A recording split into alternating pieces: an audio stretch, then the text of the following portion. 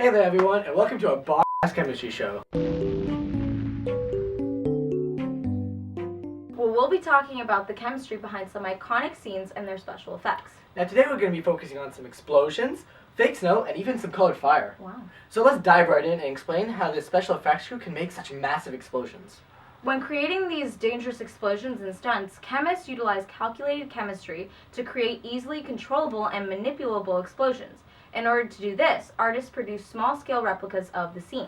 And then they take small quantities of gunpowder, also known as black powder, and then they mix titanium shavings in and ignite it. Most famously, this technique was used by John Descosel, the head of special effects in George Lucas's Star Wars: A New Hope. Roll the clip!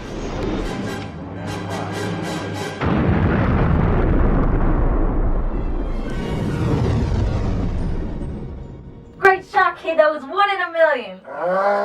To understand why gunpowder burns so quickly, we must understand its chemical composition. The potassium nitrate supplies oxygen to its charcoal and sulfur counterparts to achieve an accelerated burn rate. In an open system, the reaction would simply result in the burning of gunpowder, but if this reaction takes place in a confined space, then it will force itself out with an explosion.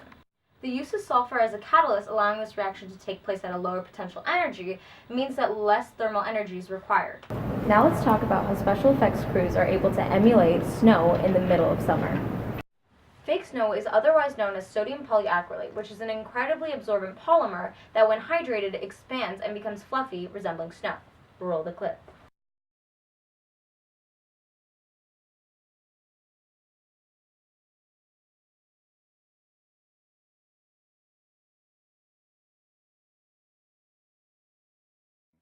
The secret to this snowy substance is its ladder-like structure. It has a carboxyl group in which the hydrogen atoms are replaced with sodium atoms to become COONA.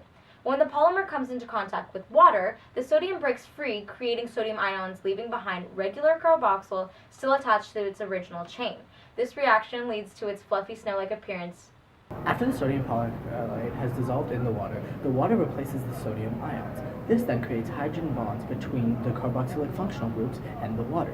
These bonds are very strong and are able to actually trap the water inside the polyacrylate structure, Without it dissolving. Thus, the compound is able to swell up, resembling snow. Now let's talk about how to change the color of fire. You can have a vast array of different colors based on the different chemicals you use in the fire.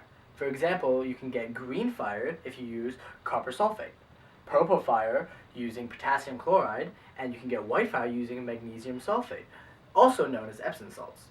Now let's get into how this works. Each chemical has to be put in at their atomic level. This is so when they're ignited they can gain electrons, causing them to become excited. This will then lead to them releasing photons, also known as light. Now, each chemical's photons all have different wavelengths, which can be classified under many different colors, such as copper sulfate's photons classified under the wavelength range of green. This then causes the fire to change that color. These techniques are used to create many extravagant and colorful fire sequences.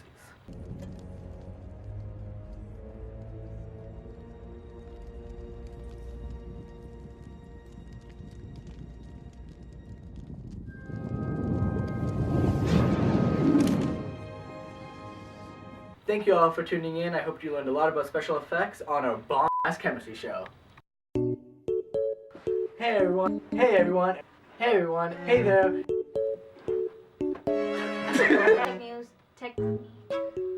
News, we'll be talking about the chemistry behind I'm excited.